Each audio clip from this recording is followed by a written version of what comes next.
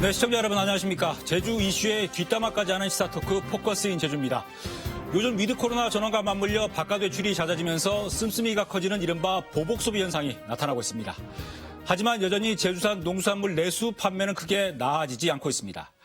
팔지 못한 수산물이 냉동 창고에 쌓여가고 저장할 공간이 부족해서 다른 지방 창고로 보내는 상황입니다. 포커스인 제주 오늘은 제주 수산업의 현재 그리고 이런 위기에서 벗어나기 위해서 어떤 대책들이 나오고 있는지 짚어볼까 합니다. 제주자치도 정재철 수산정책과장과 성산포 수협 김계호 조합장과 얘기 나눠보겠습니다. 네, 두 분 반갑습니다. 네, 반갑습니다. 자, 먼저 조합장님, 요즘 제주 앞바다를 밤에 보면은 작은 갈치 잡는 배들이 불해성입니다. 지금도 계속해서 갈치는 잡히고 있는 건가요? 네, 갈치 작업은 연중 예. 생산이 되고 있습니다. 하지만 성수기로는 6월 달부터 11월 달이 성수기로 보시면 됩니다. 그리고 이번 11월 달이 마지막 성수기로 보시면 될 것 같습니다. 막바지라서 한창 막 배들이 많이 나가는 거군요. 네네. 요새 갈치 어획량은 어떻습니까? 예년에 비해서. 전년도에 비해서 예. 좀 많이 생산이 되고 있는 편입니다. 아, 그렇군요. 네. 근데 지금 갈치가 팔리지 않아서 재고량이 엄청나게 쌓이고 있다고 하던데 지금 얼마나 심각한 상황인가요? 예, 저희 수협에 이제 보관되어 있는 갈치가 상자수는 13만 상자 정도가 있고 무게로는 한 1,300톤 정도가 보관되어 있습니다. 성산수협에서 갖고 있는 창고에 지금 다 보관 못해서 부산으로 보낸다는 얘기를 들었습니다만은. 네네. 우리가 냉동 창고가 예. 보관할 수 있는 수량이 1,000톤 정도 됩니다. 그래서 지금 우리가 물량이 갖고 있는 게 1,300톤이니까. 예, 300톤을 오버한 거군요. 300톤은 부산 간포 쪽에 이제 냉동시설, 또 제주도의 다른 다른 곳에 냉동시설에 보관 중입니다. 그 갈치 보관하는 다른 수협도 지금 상황이 비슷한 거 아닙니까? 네, 비슷합니다. 예. 예. 이 갈치 재고가 쌓이는 게 안 팔려서 그렇지 않습니까? 네, 맞습니다. 왜 안 팔리는 겁니까? 지금 지난해부터 코로나19로 인하여 소비 심리가 위축되면서 갈치 판매량이 급감했으며 또 특히 저희 수협과 거래하던 그 업체들이 예. 대형 마트나 시장, 공판장, 갈치 전문점에서 소비가 안 되다 보니까 그 원인으로 파악되고 있습니다. 예. 자, 제주에서 이 갈치잡이 근해 연승어선은 대략 몇 척 정도 되고 이렇게 갈치를 잡아서 생계를 유지하시는 어민들은 몇 분 정도 되시는지요? 지금 이 작년도 말 기준으로 해서 우리 제주도의 총 어선수가 1962척인데 예. 그 근해어선이라고 합니다. 10톤 이상의 어선을 근해어선이라고 하는데 근해어선이 이 중에 한 372척으로 한 19% 정도가 달라고 이 근해어선 중에서 갈치잡이를 주로 하는 근해연승어선은 170척 정도 됩니다. 예. 그러면 전체 근해어선의 한 절반가량이 근해어선, 연승어선이라고 보시면 되고 이 근해 연승에 종사하는 어업인은 한 1,700명 정도 추정하고 있습니다. 근데 이 근해 연승 어선에 종사하시는 분이 1,700명이고 여기 따른 이 식구들까지 생각하면 7,000명 되네요. 7,000명 정도가 이렇게 추정되고 있습니다. 가치값이 떨어지면 7,000명이 어떤 생계 위협을 받는 상황인 거군요. 자, 조합장님. 네. 근데 제가 신문 기사를 보니까 갈치값이 1년 전 이맘때에 비해서 한 20% 정도 떨어졌던데 이렇게 갈치값이 떨어진 적이 전에도 있었습니까? 예, 2017년도, 18년도에 대량 생산으로 인해서 좀 가격이 하락됐었습니다. 예. 하지만 2019년도, 2020년도에는 또 정상적으로 이제 생산이 됐기 때문에 가격 유지가 보장이 되다가 또 이제 작년 말부터 올해는 코로나19로 인하여 생산량은 적당하게 생산이 됐습니다. 예. 하지만 소비가 안 됨으로써 가격이 하락된 그런 상황입니다. 지금 갈치만 유독 안 팔리는 게 아니라 광어, 참조기 이것도 다 안 팔린다 그러는데 지금 수산물 소비 상황이 어떻습니까? 전반적으로 지금 수산물 소비는 지금 부진한 부분이 있습니다.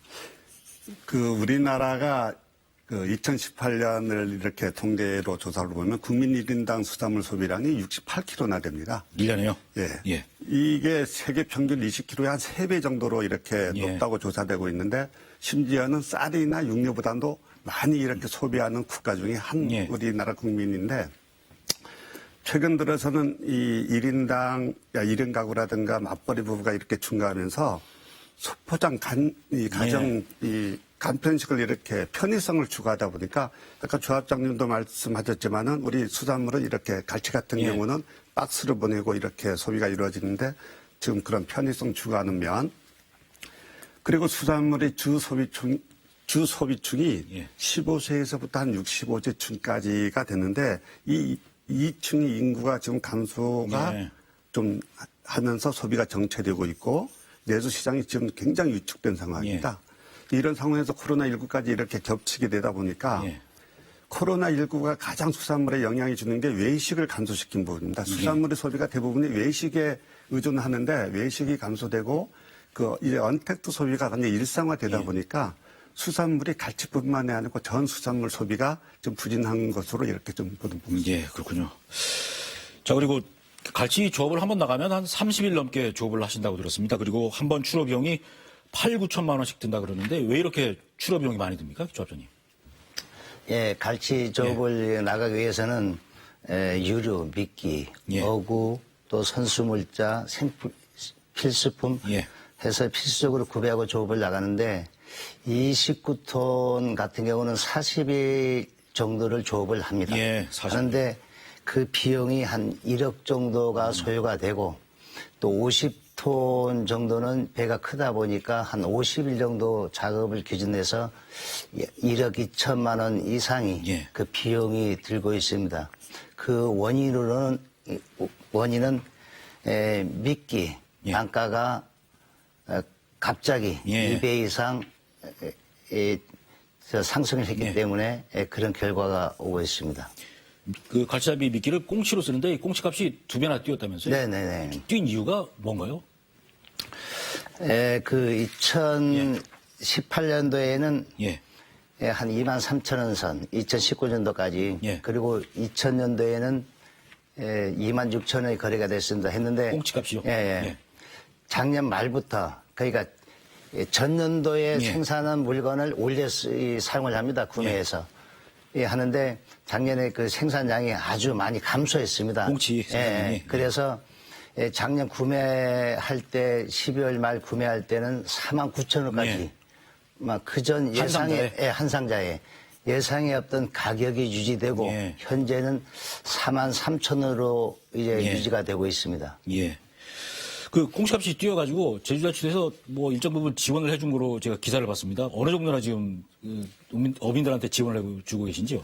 네, 원래 처음으로 저희들이 이 예. 꽁치값을 지원해주고 있습니다. 예. 뭐 일부에서는 야 미끼까지 이렇게 지원을 해줘야 되냐는 그런 시각도 있지만 아까 조합장님이 말씀하셨지만 갈치 연승 어선에서 미끼 구입비가 차지하는 비중이 한 30% 정도 됩니다. 아까 얘기했지만 한 1억 정도 출력 경비가 든다면 한 3천만 원 정도가 미끼값인데 예. 그 미끼가 그 수입량이 19년도에 그 전에 비해서 한 반토막 정도 예. 날 정도로 수입량이 이렇게 줄고 전 세계적으로 꽁치 생산량이 급감을 했습니다. 예. 이러다 보니까 수입 미끼값이 아까도 조합장님도 예. 말씀을 주셨지만 코로나 이전 대비 한 갑절 이상으로 이렇게 상승이 됐거든요. 그러다 보니까 예. 어업 경비가 이렇게 엄청나게 부담을 좀 주고 예. 있습니다. 그래서 저희들은 어업 경비를 이렇게 절감을 시켜줘야 안정적인 조업을 유도할 수가 있으니까 저희들 그런 차원에서 이번 추경 예산에 한 10억 원을 확보해서 지금 지원해 예. 나가고 있습니다. 출하비용이 이렇게 많이 들어가는 거 보니까 갈치값이 결코 비싼 게 아닌 것 같네요, 그럼요. 예. 네네네. 그리고 또 이제 갈치잡이 어선의 선원 30~40%가 외국인 선원이었는데 코로나19 때문에 국내에 들어오지 못해서 한국 선원으로 대체하다 보니까 인건비 부담도 또 많이 늘었다고 하시던데 어떻습니까? 네네. 그 톤수별로 조금은 차이가 있습니다. 예. 저는 승선시키는 데 있는데 근해 어선에는 한 3, 4명 정도 승선을 하고 예. 연안에서는 1명, 한두 명을 이제 외국인 선을 승선시키고 있는데 한 코로나로 인해서 한 2년 동안 입국이 안 되다 보니까 저는 공급에 차질이 생겼습니다. 그래서 이제 그 차질이 생긴 거를 국내 선으로 대처를 하려니까 선원도 모자란 이 시국에 또 비용도 많이 들고 그런 상황이 있고 또한 저도 그 어선업을 하고 있습니다. 하고 있는데 원래 9월 추석 이후에 그 외국인 선원들이 무단 이탈, 예. 그러니까 불법 도주하는 사례가 많았습니다. 예. 저도 추석을 지나고 조업을 배를 보내려고 서는 숙소에 갔더니 우리 배 한 척에 이제 4명씩 근무를 했었는데 한 척에 이제 4명이 예. 전부 다 이제 도주해본 거예요. 예. 그러니까 뭐 배는 나가야 되는데 갑자기 선원이 4명이 빠지니까 1명도 아니고 4명이 빠지니까 예. 국내 선으로 대체하려니까 선원도 모자라고 또 비용도 이제 많이 들고 그런 상황이 저희 배만 아니고 이번에 제주도 내에 여러 척이 됩니다. 해서 작업 가는데 다른 배보다 10일, 15일 늦게 출항을 했어요. 예. 그런 심각성이 좀 발생하고 있습니다. 외국인 선원을 어렵게 구해도 무단 이탈해버리고 이런 상황들이 좀 심각하게 자주 발생하고 있습니까, 그러면? 네네. 외국인들이 신청을 했을 때 배정받는 외국인이 1년에 한 사람, 2년에 한 사람 정도입니다. 이제 제주도에 어선수는 많고 입국하는 외국인들은 적기 때문에 기다렸다가 1년에 한 명 받으면 좀 빠른 편이고 또 2년에 한 번 이제 외국인을 배정을 받는데 작은 배일수록 2인 작업입니다. 외국인 한 사람 또 이제 선주 한 사람 해서 하는데 배정 받고 승선하다가 한두 달이면 도주하는 거예요. 무단 이탈. 그러니까 처음 배정을 받을 때는 이제는 정상적으로 작업이 되겠거니 해서 이제 받아서 웃음꽃이 활짝 핍니다. 피는데 한두 달 정도 있으면 이제 울상이에요. 이탈해버려서. 그래서 어느 한 어머니 딸이 그런 상황을 자기 부모님도 어선업을 하니까 보다가 이건 이렇게 해서는 되지 않겠다. 그래서 심각성을 알리고자 국민청원을 냈어요, 지금. 청을 내서 우리 어업인이나 이 방송을 보신 분들도 그 청원 내용을 보시고 청원에 꼭 동참해 주시면 고맙다는 말씀을 드리겠습니다. 네, 알겠습니다. 자, 이 정부 차원에서 또 제주도 차원에서라도 이런 외국인 선원 확충 또 무단 이탈을 막기 위한 어떤 대책들이 혹시 마련되고 있는지요? 외국인 선원 문제는 지금 어선업하는 입장에서는 굉장히 심각한 문제로 지금 대두되고 있습니다. 그래서 지금 해양수산부를 중심으로 해서 외국인 선원 문제를 해결하려고 좀 다양한 대책들을 마련하고 있습니다. 일단 해양수산부에서는 주요 송출국가, 그러니까 인도네시아라든가 베트남 같은 대해서는 정부가 주도하는 어선원 도입 체계를 이렇게 구축도 좀 하려고 하고 있고, 그리고 외국인 어선원 복지회관을 통해서 건립을 통해서 복지를 일단 향상시켜주고 있고 건강검진비를 이렇게 지원하면서 근로여건도 이렇게 개선해 나가고 있습니다. 또한 최근에는 외국인 승선 인원을 좀 1,000명 이렇게 증원을 했고요. 전국적으로요? 그리고 인도네시아 선원은 11월부터는 지금 백신 접종이나 코로나 검사를 받으면 이렇게 입국에 허용하도록 좀 입국이 제한됐었거든요. 허용이 됐습니다. 또한 지금 감염병 등으로 해서 불가피하게 고용 기간이 연장이 필요한 경우도 있지 않겠습니까? 이런 경우에는 지금 현재 4년 10개월의 고용 기간인데 5년 10개월로 1년 연장하는 것을 지금 해수부가 법무부하고 해서 이렇게 세부적인 검토에도 들어갔습니다. 4년 10개월 일하기로 했는데 한두 달 일해서 무단 이탈을 해버리는 거군요. 그러면 어민들 입장에서는 상당히 난감하겠네요. 자, 이렇게 출어 비용은 계속해서 증가하고 갈치값은 계속 떨어지고 어민 수익이 줄고 그래서 혹시 출어해봤자 손해니까 조업을 포기하시는 어민도 생기고 있는 건 아닙니까? 그래서 입하는 갈치 가격을 일정 금액 이하로 떨어지기 전에 수협에서 단가 지지를 하고 있습니다. 그래서 지지를 하다 보니까 파는 단가가 막 낮춰지지 않고 할인 행사에서 이제 판매를 하고 있지만 그래도 소비가 안 되고 출어를 포기하는 일이 없도록 저희 수협에서도 또 어민들 위해서 단가 지지는 계속 해야 될 것으로 살아야 됩니다. 갈치값을 낮추다 보면 어민 소득이 거의 없게 돼버리고 그러면 이제 업 자체가 붕괴되니까 네네네. 그 상황을 막기 위해서 수매를 높은 가격에 해서 지금 저장을 하시는 거군요. 네네네. 그런데 안 팔리니까 재고는 쌓이는 거고. 네. 아, 네, 알겠습니다. 또 이 출하비용 부담이 늘어난 이유 중에 하나가 지난 2016년 6월부터 한일업 협상이 타결되지 않아서 가까운 일본 배타적 경제 수역에서 조업을 못하고 대신에 700km 한 4배나 떨어진 동중국해까지 가서 조업을 하신다 그러는데 실제 출하비용이 얼마나 더 커지는 겁니까? 그러니까 일본 이제트 거리는 짧습니다. 짧아서 왕복 기름 소요량이 한 10드럼 정도면 왕복 작업이 끝납니다. 이동 거리만. 그렇지만 이제트 입어를 못할 시에는 저 대만 위까지 가서 갈치를 잡아야 됩니다. 그래서 거기 왕복 조업차에 갔다 오는 기름이 한 40드럼이 소요가 됩니다. 금액으로는 한 450만 원 정도가 더 추가로 발생하는 부분입니다. 제주에서 동중국해까지 이제 가는 거리 예. 얼마나 걸립니까, 시간이? 날짜 수로 한 이틀 반, 그러니까 한 60시간 정도 예. 걸립니다. 그냥 운행을 쭉 예, 가서 계속 가는 거예요. 그러면 실제 멀리 가다 보니까 조업하는 기간도 한 5일을 까먹는 거네요. 예, 5일에서 한 일주일. 파도 세우면 이제 정상으로 못 가니까 한 5일에서 일주일 정도는 소비가 됩니다. 예. 작업 못하고 소비되는 거예요. 예, 예. 날짜만. 자, 과장님, 왜 이렇게 한일업 협상이 쉽게 타결이 안 되는 겁니까? 한국과 일본 양측이 서로 유리한 입장을 갖겠다는 거 아닙니까? 예. 한마디로. 근데 그 쟁점 크게 두 가지입니다. 하나는 근해 연승 어선 입어 규모를 갖다가 예. 양측이 이견차를 보이고 있습니다. 예.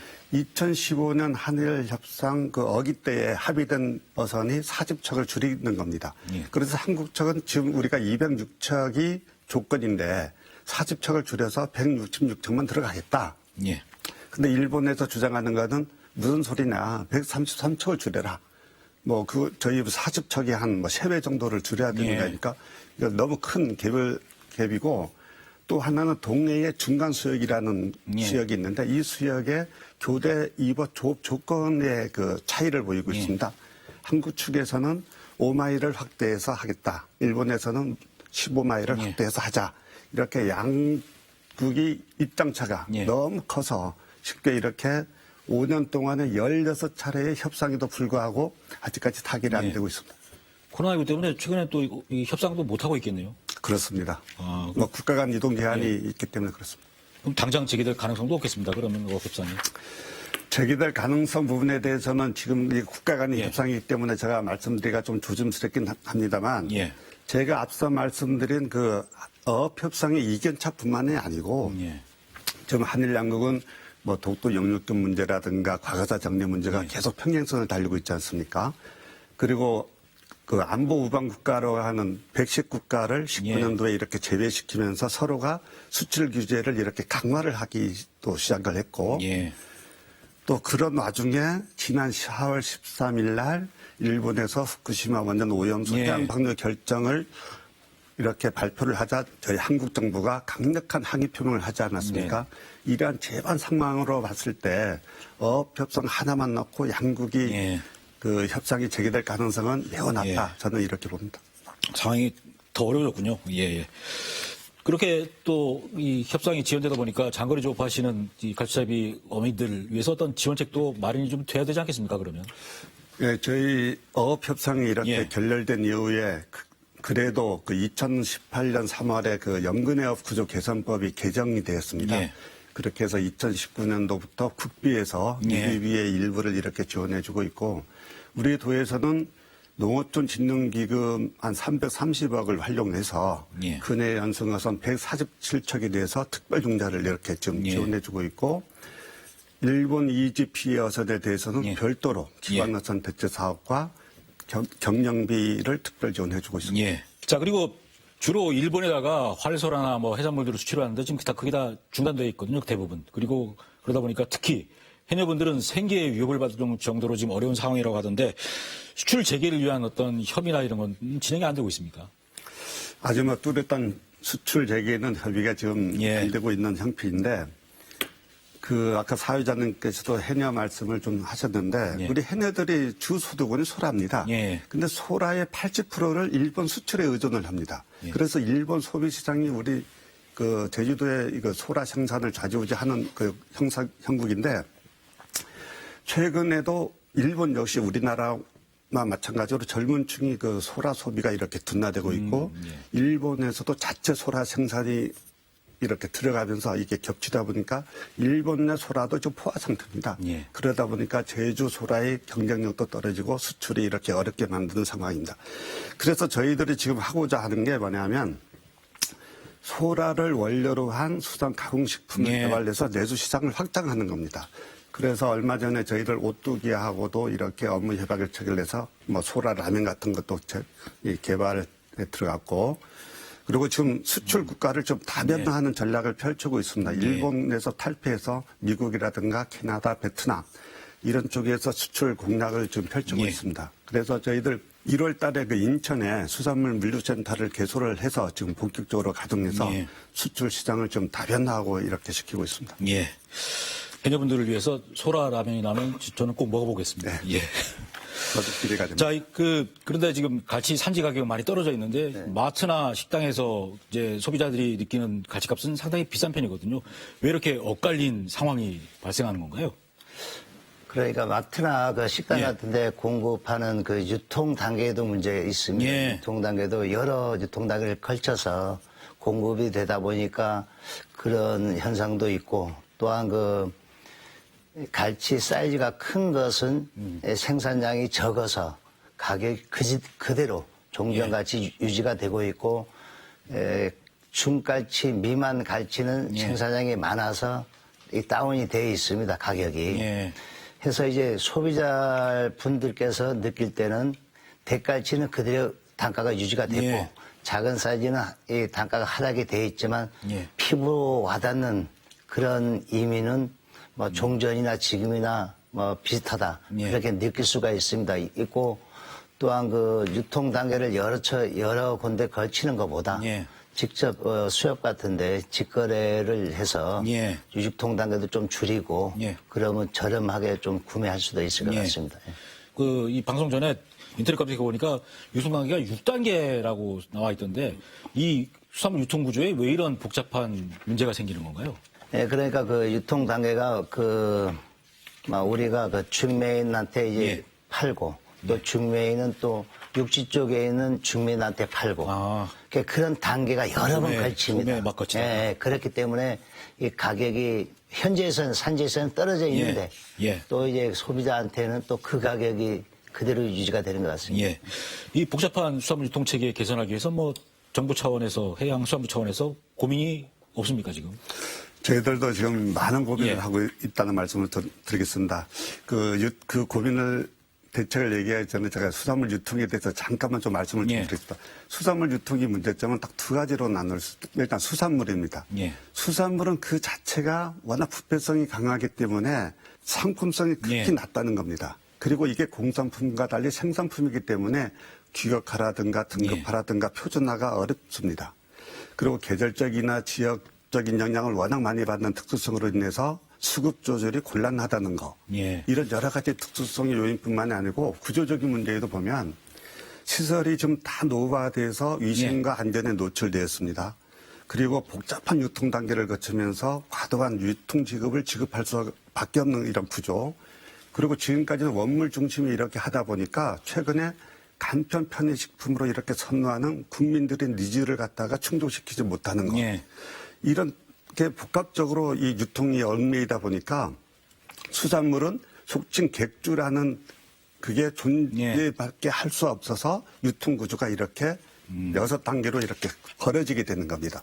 그래서 저희들은 이러한 문제점을 해결하기 위해서 2015년대 한림수협에 전국 최초로 수산물 산지 거점 유통센터를 좀 건립해서 운영 중에도 있고, 지금 대부분 수산물이 오픈된 바닥에서 그 경매가 이루어지는 입판장을 폐쇄형 저온 입판장으로 이렇게 전부 다 탈바꿈시켜 나가고 있습니다.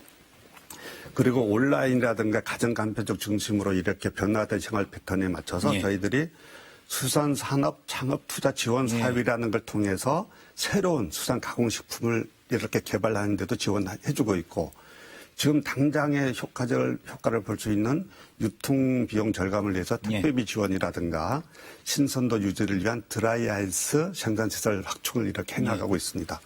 그래서 내년부터는 아까 조합장님도 말씀드렸지만 온라인 채널을 통해서 직거래를 활성화할 수 있도록 이렇게 생산자 중심의 산지와 소비지를 연계하는 그 공동물류 인프라 시설이라든가 플랫폼을 이렇게 구축하는데 저희들이 모두 행정적 지원을 해나갈 그런 계획입니다. 그 성산수협에서는 이 갈치 소비를 늘리기 위해서 어떤 지금 자구책들을 그러면 진행 중이신가요? 중사진 미만을 30% 이상 하락 가격에 소비 촉진 행사를 이제 하고 있습니다. 할인 행사. 할인 행사를 하고 있습니다.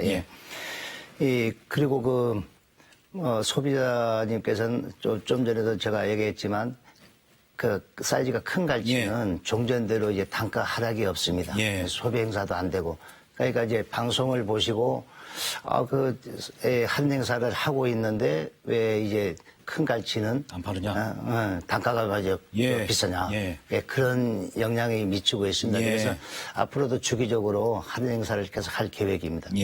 그 다음 주에도 인터넷 라이브 방송 통해 가지고 갈치 할인 판매 행사를 하신다고 들었습니다만 어떻게 진행하고 어떻게 하면 구입을 할 수 있는 겁니까? 현재 그 할인 행사를 하고 있는 갈치를 직접 요리하고 또 이제 소비자에게 조리법을 알려드리고 동시에 하는 판매하는 방식으로 싸게 팔고 고객이 쉽게 접근할 수 있도록 그렇게 방송을 할 계획입니다. 자, 과장님 마지막으로 제주업이 뭐 툭하면 위기다 하는데 이런 말이 안 나오도록 어떤 제주업의 수산업의 경쟁력, 자생력을 갖추기 위해서 어떤 대비 준비가 필요하다고 보시는지요? 제주 수산업의 경쟁력은 청정 환경입니다. 그래서 이를 바탕으로 한 위생과 안전을 최우선으로 하는 고부가가치 수산식품을 어떻게 개발하고 소비층을 다양화할 것이나 이런 방안을 좀 논의 중에 있고요. 어선과 양식업이 같은 경우에는 그 안정적인 인력 확보하고 삶의 질을 어떻게 개선해 나갈 것인가에 초점을 맞춰서 정책들을 펴고 있습니다. 그래서 지금 단순 노동을 기계가 대체하는 기계화가 아닌 사랑과 복지 그리고 안전을 기반으로 한 인공지능을 활용한 스마트업으로서 저희들의 경쟁력을 앞으로 갖춰나갈 것입니다. 그리고 여기서 또 한 가지 저희들이 같이 지금 논의되고 있는 게 아무리 어선을 스마트화시키고 인력을 확보한다 한들 바다의 수산 자원이 뒷받침되지 않으면 말짱 도루묵 아닙니까? 그래서 저희들은 바다 생태 환경 개선을 통해서 수산 자원을 회복시켜서 지속 가능한 이렇게 업 구조를 갖다가 만들어 나가는데 지금 한창 논의 중에 있습니다. 네, 알겠습니다. 조합장님 오늘 저녁에 저는 꼭 갈치를 사서 반찬을 먹겠습니다. 네, 맛있게 앞으로 그 드셔보세요. 갈치 좀 잘 팔려서 어민들이 좀 이 고충이 좀 덜었으면 좋겠습니다. 네네. 오늘 두 분 말씀 감사합니다. 고맙습니다.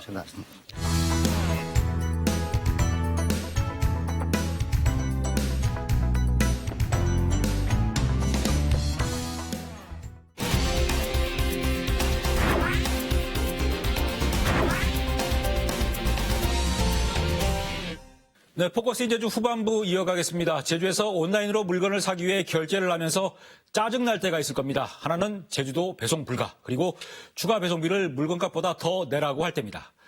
코로나19 때문에 비대면 온라인 쇼핑이 늘고 있지만 특수 배송비라는 이름으로 택배 도선료가 추가되면서 제주도민들만 타시도에 비해 대여섯 배 비싸게 택배비를 부담하고 있습니다.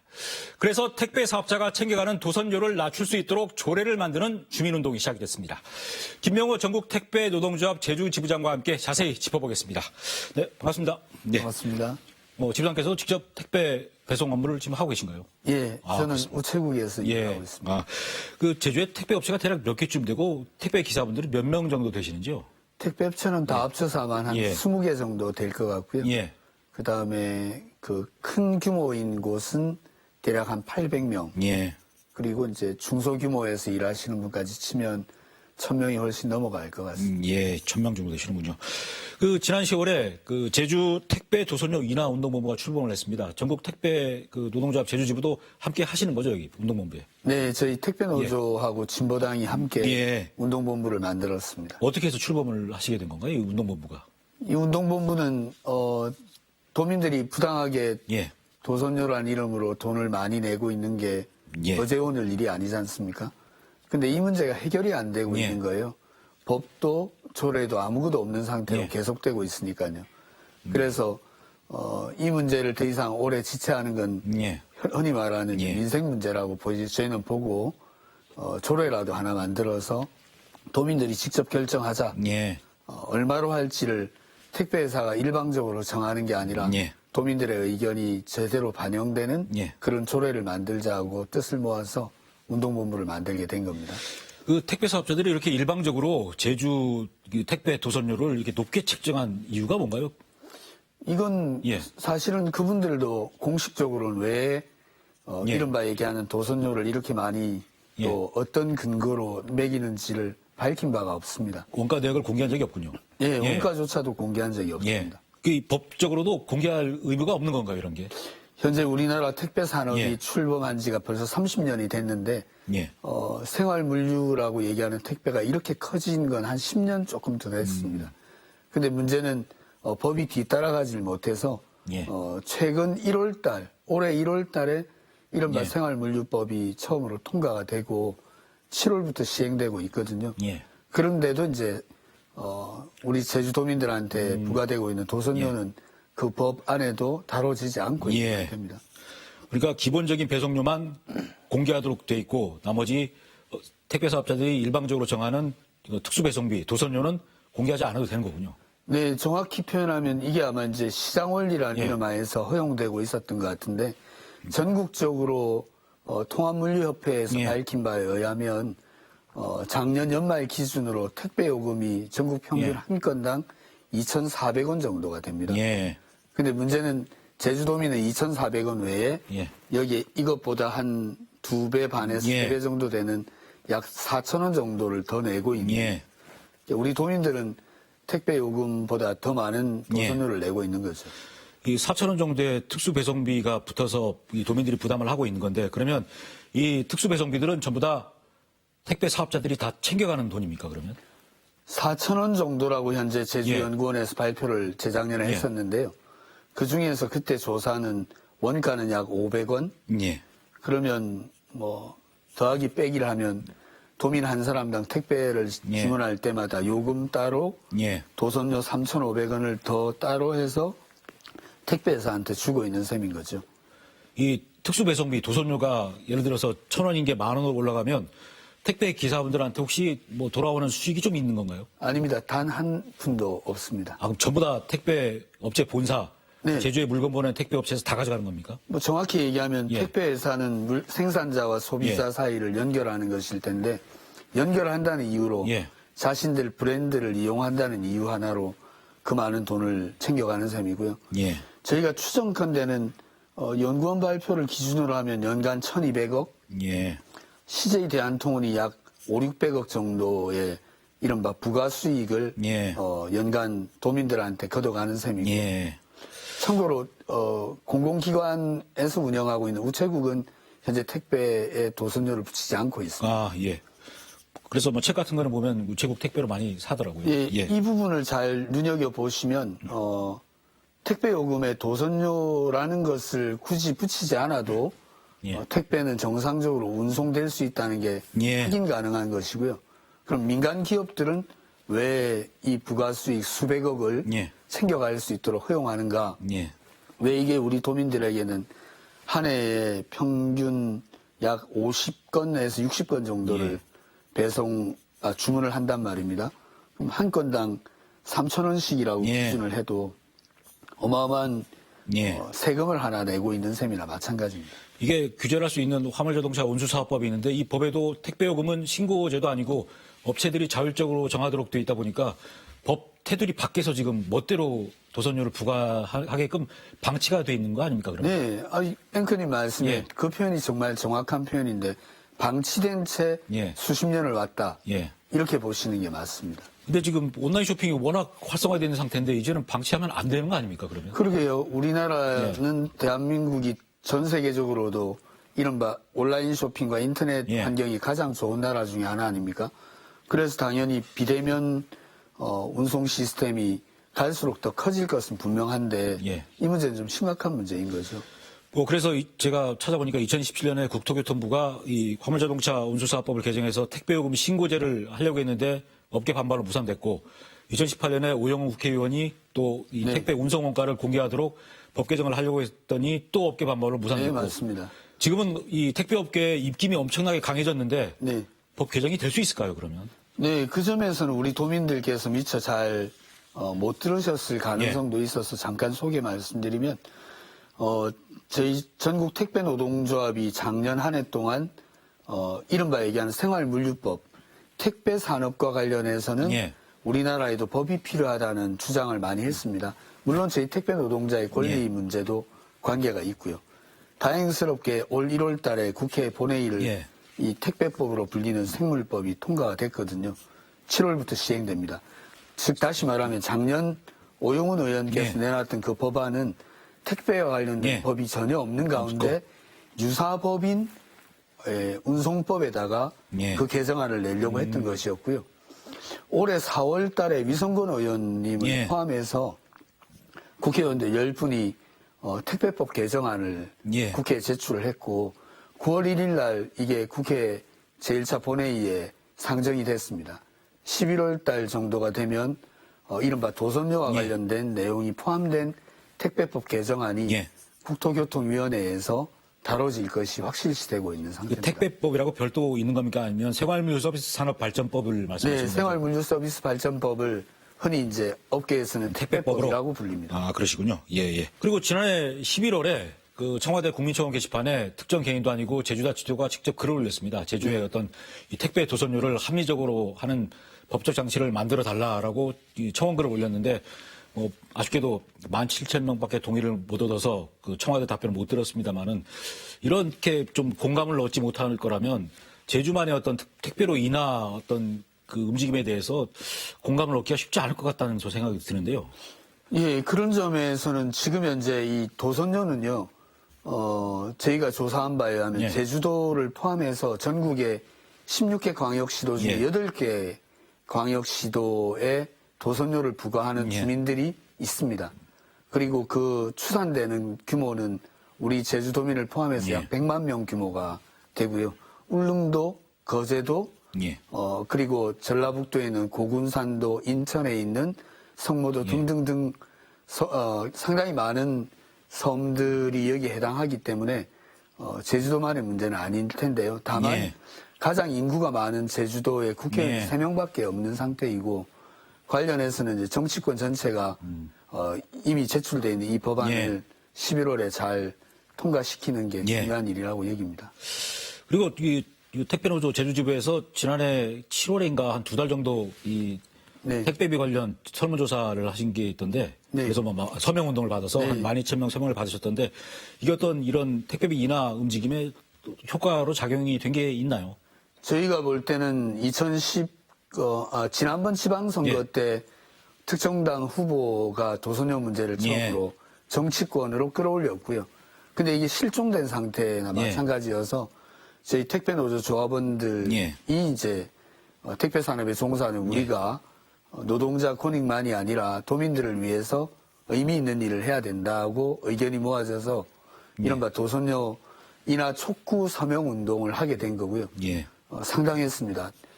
딱 2달 만에 예. 12,000명의 도민들이 서명을 해주셨고 예. 한결같이 한 말씀씩 남긴 내기에는 도선료가 너무 부당하고 예. 섬에 산다는 이유로 차별받고 있다. 이런 의견들이 도민들을 많이 움직였다고 예. 생각합니다. 거기에 이어져서 진보당 제주도당과 함께 네네. 제주도 택배 도선료를 적정 수준으로 낮추기 위해서 운동본부를 만드셨고 또 네. 제주 택배 도선료 조례 제정 주민 운동까지 지금 하시게 된 건데 이게 주민 발의를 해서 지금 조례 제정을 지금 할 계획이지 않습니까? 네, 맞습니다. 제주도나 정부나 정치권에서 안 움직여서 추진 의지가 없어서 이렇게 주민 발의로 하시게 된 겁니까? 네, 그 점이 오히려 말씀하신 것과 예. 동일한데요. 사실은 이제 정치라는 게 국민의 삶을 편안하고 행복하게 예. 만들기 위한 장치인데 정작 주권자인 도민들이 요구하는데도 불구하고 그걸 대변하거나 예. 대표해야 될 정치권이 관련된 법과 제도를 시급하게 정비하지 못한 것이 문제라고 보고 다행히 저희 노조의 입장을 대변해주거나 공감해주신 진보당이 도선료 인하를 위한 아예 조례를 만들자고 법조계에 관계하시는 분들의 의견까지 감안해서 조례안을 발의하게 된 겁니다. 주민들이 이번에 이걸 정하게 된다면 그동안에 이제 알지 못한 채 부과당하던 도선료 문제를 제주도민들이 직접 참여해서 결정하는 제2공항 찬반 논쟁도 있습니다만 도민의 의사에 의거해서 정하는 것처럼 생활에 직접적이고 아주 밀접한 연관을 주는 도선료 문제를 정치권에 늘 청원하고 위탁하고 할 문제가 아니라 도민의 목소리를 구체적으로 반영하는 조례를 만들자는 취지입니다.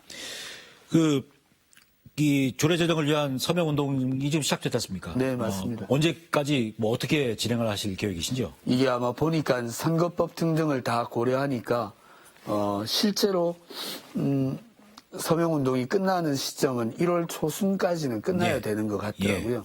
그래서 저희는 11월, 12월 2달 동안에 법적 요건을 갖출 수 있도록 준비하려고 합니다.